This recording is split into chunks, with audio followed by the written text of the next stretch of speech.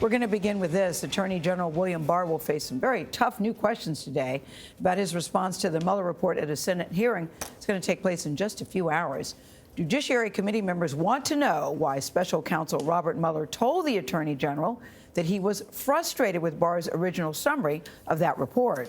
In a letter, Mueller told Barr his message to Congress, quote, did not fully capture the context, nature, and substance of Mueller's views on obstruction of justice. The Justice Department says that Mueller also said, quote, nothing in the Attorney General's March 24th letter was inaccurate or misleading. Paula Reid is at the White House. Paula, good morning. Good morning.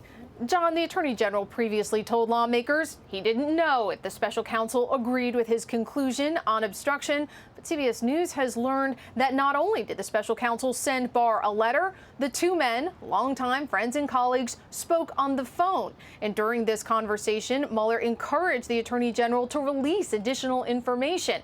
But the Attorney General would only commit to releasing a redacted report as soon as possible.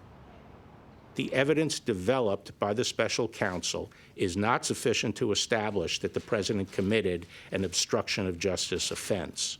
Attorney General William Barr has publicly defended his decision not to charge the president with obstruction of justice. But according to a letter first reported by the Washington Post, special counsel Robert Mueller complained to the Attorney General about how Barr's 4-page summary to Congress did not capture the full context of his work.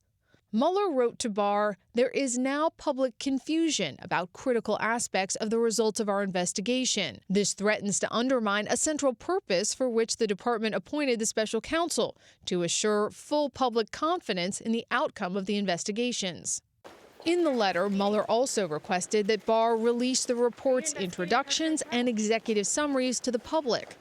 According to the Justice Department, after receiving the letter, Barr called Mueller, his longtime friend and colleague. The Attorney General expressed that he did not want to release the report in piecemeal fashion. The two men agreed to get the full report out with necessary redactions as soon as possible. Did the Attorney General accurately characterize your positions on conspiracy and obstruction, sir? We still haven't heard from Mueller directly, and it would take the Justice Department more than 3 weeks to release the redacted report. During that time, the president used Barr's memo to characterize the report's findings. Frankly, there was no collusion and there was no obstruction. It was proven very strongly, no collusion, no obstruction, no nothing. The special counsel completed its report and found no collusion and no obstruction. Almost 2 weeks after his call with Mueller, Barr denied knowing where the special counsel stood on his characterization of the investigation's findings. Did Bob Mueller support your conclusion? I don't know whether Bob Mueller supported my conclusion. CBS News has obtained a copy of Barr's prepared remarks for today's hearing. In these, he makes no mention of the phone call or the letter, but he does make a point to say that no one at the Department of Justice ever overruled the special counsel on any proposed action. He also uses these remarks as an opportunity to double down on his decision not to charge the president with obstruction of justice, even though the special counsel presented evidence on both sides of that question and could not reach a conclusion.